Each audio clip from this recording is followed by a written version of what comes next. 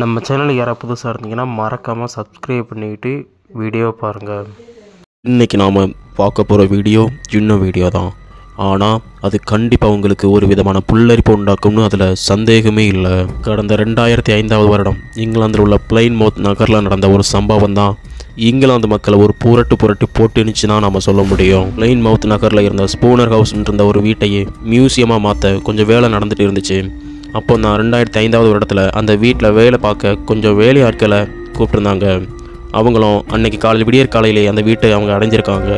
வேலையாட்கள் அந்த வீட்டை அடைஞ்சதுக்கப்புறம் என்னை எவ்வளோ நேரம் தான் இங்கே வெளியே நம்ம வெயிட் பண்ணிகிட்டு இருக்குது, கதவை தட்டி பார்ப்போம், யாராச்சும் இருந்தால் உள்ளே போவோம் அப்படின்னு அவங்க கதவை தட்டுறாங்க. கதவை தட்டின உடனே ஒரு சின்ன பொண்ணு, அப்போ உள்ள காலத்தில் ஒயிட் ட்ரெஸ் நம்ம பார்த்துருப்போம்ல, அந்த ஒயிட் ட்ரெஸ்ஸை போட்டுக்கிட்டு அந்த பொண்ணு அங்கே வந்திருக்குது. அவங்களும் என்ன நினச்சாங்கன்னா, இது அந்த மேனேஜரோட பொண்ணாக இருக்கும் அப்படின்னு நினச்சி அவங்க அந்த வீட்டுக்குள்ளே என்ட்ரன்ஸ் ஆகுறாங்க. ரொம்ப நேரம் வெயிட் பண்ணி பார்த்தாங்க, ஆள் வரலை. ஸோ அதனால் வேலையை நம்ம தொடங்கலாம்னு அவங்கக்கிட்ட, இவ்வளோ நேரம் வெயிட் பண்ணது போதும், நம்ம இனி வேலையை தொடங்கலாம் அப்படின்னு சொல்லிக்கிட்டு அவங்க வேலையை தொடங்குறாங்க. டைம் ஆகுது, காலையில் 10 மணிக்கு இருக்கும். அப்போ தான் இவங்களை வேலைக்கு சேர்த்த அந்த மேனேஜர் உள்ள என்டர் ஆகாரு. ஓப்பனில் இருக்கிறது பார்த்து அவர் ரொம்ப ஷாக்கர் ஆகிறாரு. உள்ளே போய் பார்க்குறாரு, அங்கே எல்லோரும் ஒர்க் பண்ணிகிட்டே இருக்காங்க. அப்போ தான் அவர் ரொம்ப சவுண்டாக, உங்களை யார் வீட்டில் உள்ளே விட்டது, நீங்கள் எப்படிங்க உள்ளே வந்தீங்க அப்படின்னு அவர் கேட்குறாரு. அதுக்கு, சார் நாங்கள் உள்ளே வரலை சார், உங்கள் மகா தான் எங்களை உள்ளே விட்டது, ஒயிட் ட்ரெஸ் போட்டு டோரை ஓப்பன் பண்ணிச்சது உங்கள் பொண்ணு தானே சார் அப்படின்னு அவர் சொல்கிறாரு. அதுக்கு அந்த மேனேஜர் என்ன சொன்னாருன்னா, என்னோடய பொண்ணை நான் எதுக்கே இங்கே நான் கூட்டிகிட்டு வர போகிறேன் அப்படின்னு அவர் சொன்ன உடனே அங்கேருந்த எல்லாருக்குமே அப்படியே அள்ளு விட ஆரம்பிச்சிருச்சு.